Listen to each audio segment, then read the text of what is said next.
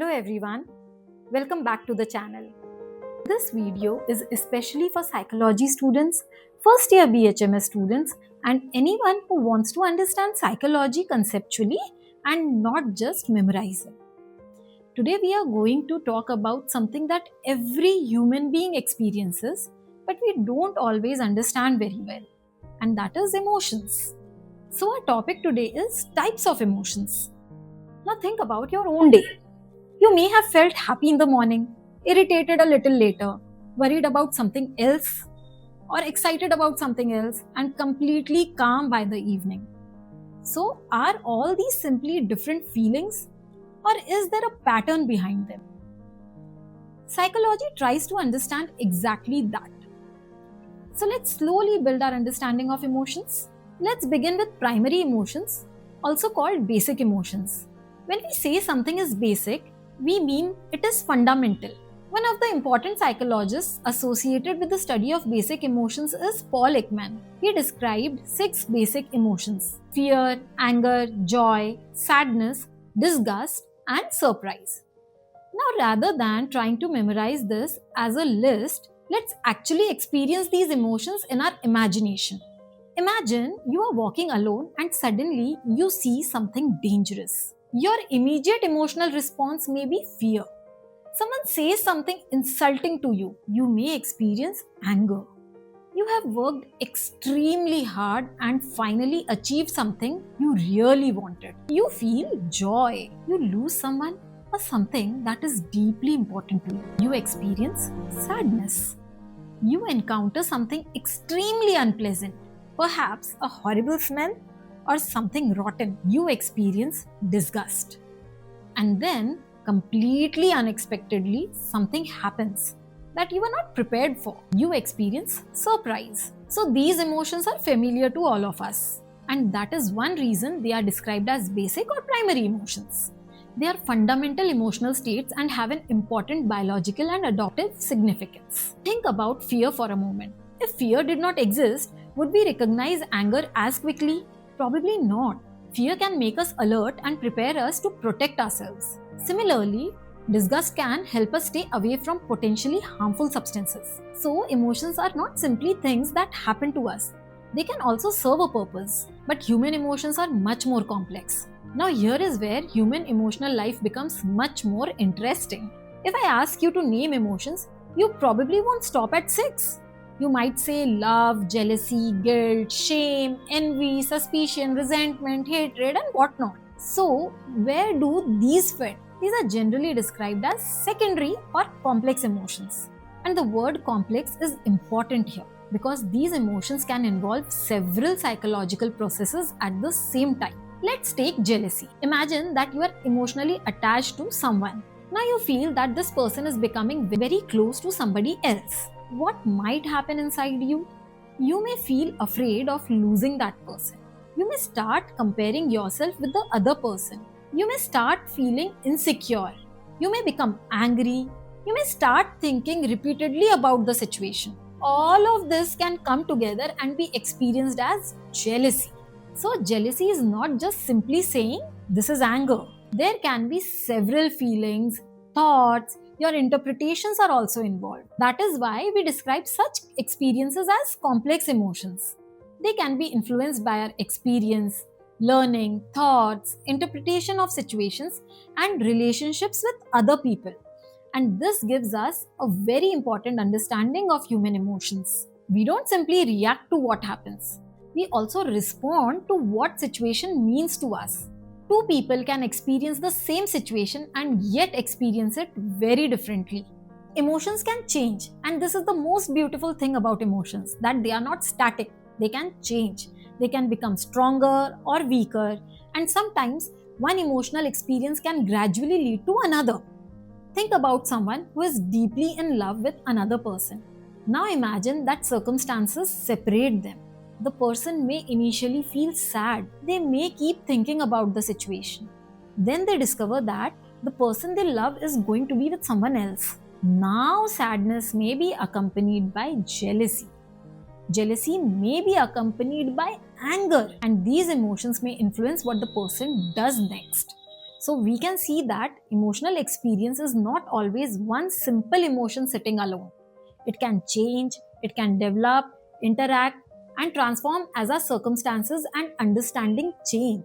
This is why human emotional life cannot always be neatly divided into separate boxes.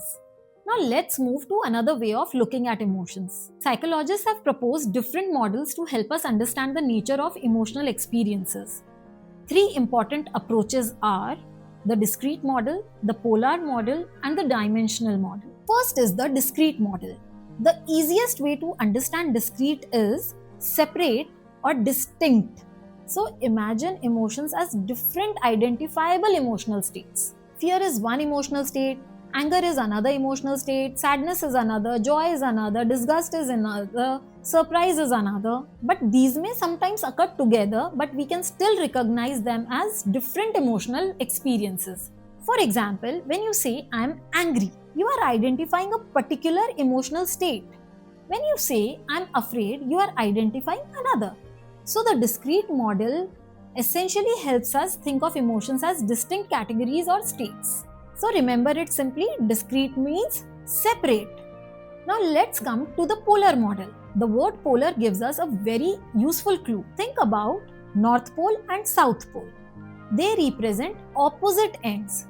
Similarly, some emotional experiences can be understood in terms of opposite poles. Let's take one simple example. Love and hate. They can be thought of as opposite emotional poles. Imagine someone you love deeply. Now imagine a situation involving severe rejection or betrayal. The person's emotional experience may move towards anger, resentment, or even hatred. Again, we are not saying that love always becomes hate. We are simply using these experiences to understand the idea of emotional polarity. So, when you hear polar model, think opposite ends. Now we come to the dimensional model. And this one is particularly interesting because instead of putting emotions into separate boxes, we can think of them as varying along certain dimensions. Here, two dimensions are very important: valence and arousal. Let's take them one by one. First, valence. Valence answers a very simple question. Does this emotional experience feel pleasant or unpleasant?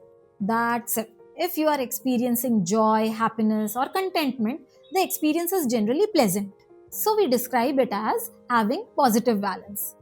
If you are experiencing fear, anger, sadness, or disgust, the experience is generally unpleasant. So we describe it as having negative valence. So whenever you hear the word valence, think pleasant versus unpleasant. For example, imagine the feeling you get after achieving something you worked very hard for. It feels good. So, positive valence. Now imagine being extremely frightened. It feels unpleasant. So, negative valence. So, valence tells us about the pleasantness or unpleasantness of an emotional experience. Now, let's look at the second dimension, arousal. Arousal asks a completely different question. How activated is the person? Imagine two people. One person is sitting quietly, relaxed, and peaceful. Another person has just received extremely exciting news and is jumping around with excitement. The second person has much higher arousal. Both may be experiencing positive emotions, but the level of activation is very different. Similarly, intense anger can involve high arousal, panic can involve high arousal, excitement can involve high arousal, whereas calmness, relaxation, and contentment can be associated with relatively lower arousal. So, valence tells us whether the experience is pleasant or unpleasant, whereas arousal tells us how activated or energized the person is. So, these are two different things. Let's put valence and arousal together. Now, this becomes quite interesting. Imagine someone is angry. Is anger generally pleasant or unpleasant? Unpleasant. So, it has negative valence. Is the person highly activated? Usually, yes. So, it can involve high arousal. Now, imagine someone is extremely excited. The experience is pleasant, so positive valence, and the person is highly activated, so high arousal. Now, imagine someone is quietly content. The experience is pleasant, so positive valence, but the person is relatively calm, so lower arousal. This is the beauty of dimensional model. Instead of simply saying this is anger, we can also ask how pleasant or unpleasant is the experience and how activated is the person. It gives us a much richer way of understanding emotional experiences. Now let's put the whole concept together. We started with primary or basic emotions, which are fundamental emotions such as fear, anger, joy, sadness, disgust, and surprise. Then we looked at secondary or complex emotions. These include experiences such as jealousy, envy, guilt, shame, suspicion, resentment. Then we looked at three ways of understanding emotions.